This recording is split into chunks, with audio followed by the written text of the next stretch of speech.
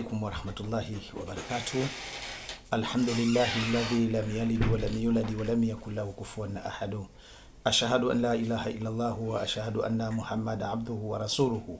Ndugu zangu wapenzi watazamaji, na kuombeni mnifollow na mimi niwafollow back katika akaunti yangu hii na kushare video hii kwa watu mbalimbali. Kuna faida kidogo, usitoke, naomba uchukue faida hii kwa watu ambao wenye kusumbuliwa na maradhi ya pressure. Iwe pressure ya kupanda au pressure ya kushuka. Ndugu zangu, kwanza mtambue kuna pressure za aina mbili. Pressure ya kwanza inatokana na pressure ya kishetani, kutokana na mashaitani wa kijini na binadamu. Mwenyezi Mungu ameeleza katika Qur'ani, min sharril waswasil hannasi. Kuna shetani ambaye anaitia wasiwasi katika moyo wa watu. Tumuombe atuepushe na shetani huyu. Ile hali ya wasiwasi ndio hali ya pressure kwa mwanadamu.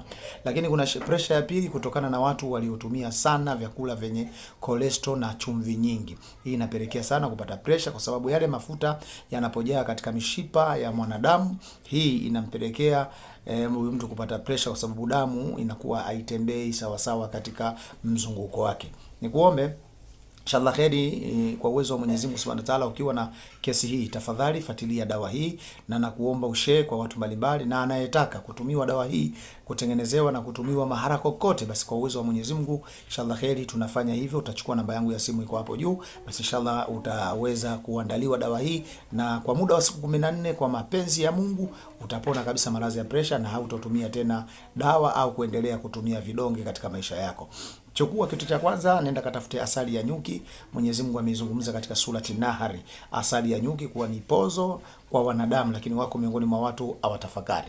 Lakini nenda kachukue kitu cha pili, inshallah nenda kachukue unga wa kitunguu saumu, kachukue unga wa watu, kachukue unga wa karafuu, kachukue unga wa tangawizi, kachukue unga wa kiazi cha mlangamia, nenda kachukue na unga wa tunda la mkomamanga pamoja na unga wa mdarasini. Ukishavipata hivi vitu, nenda kavichanganya kwa pamoja na siki ya dhabibu.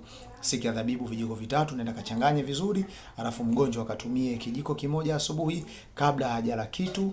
Atakaa nusu saa baada ya kutoka dawa alipokula, au lisaa lizima. Atatumia na jioni kwa siku mara 2, siku 7 mpaka 14, mtu anapona kabisa pressure.